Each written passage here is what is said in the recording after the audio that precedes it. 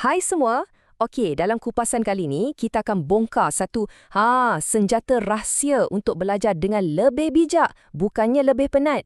Kalau anda dah sedia nak tahu macam mana nak lawan lupa, jom kita mula. Cuba bayangkan, pernah tak rasa macam ni? Malam tadi kita dah pulun hafal formula sains, rasa macam dah faham gila.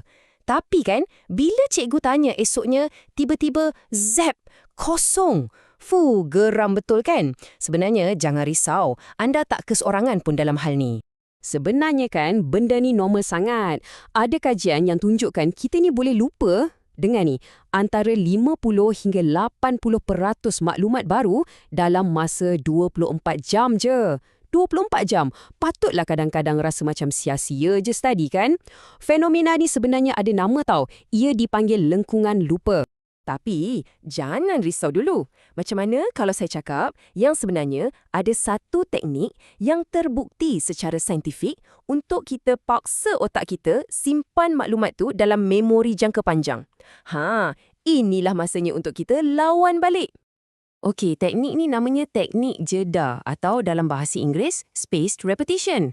Konsep dia senang je. Kita ulang kaji benda yang sama, tapi kita jarakkan masa ulang kaji tu. Mula-mula rapat, lepas tu makin lama makin jauh. Kenapa? Tujuannya adalah untuk refresh memori kita betul-betul sebelum kita nak terlupa. Bijak kan? Jadi, macam mana benda ni berfungsi? Okey, bayangkan hari ni anda belajar satu formula sains. Esok anda ulang kaji sikit. Lepas tu, kita jarakkan lagi, kita ulang kaji minggu depan pula. Dan akhir sekali, sebulan kemudian. Nampak tak? Setiap kali anda panggil balik formula tu, ia akan jadi makin melekat kuat dalam kepala.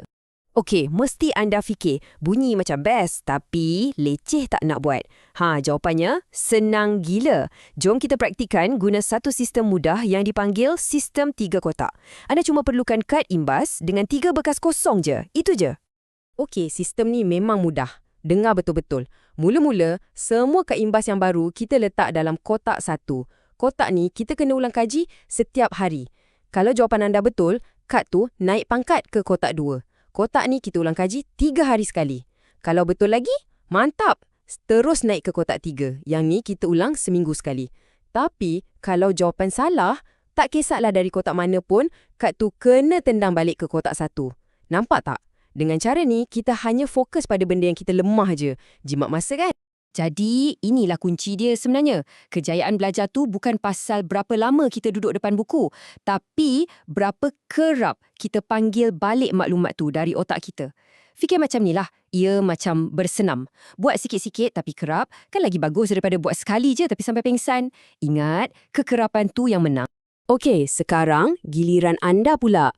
Cuba fikirkan, topik apa yang paling susah anda nak ingat? Formula matematik? Fakta-fakta sejarah? Apa-apa pun, mula dengan topik tu. Cuba sistem 3 kotak ni dan tengok sendiri perbezaan dia. Sebab sekarang, anda dah ada senjata rahsia untuk belajar dengan lebih bijak.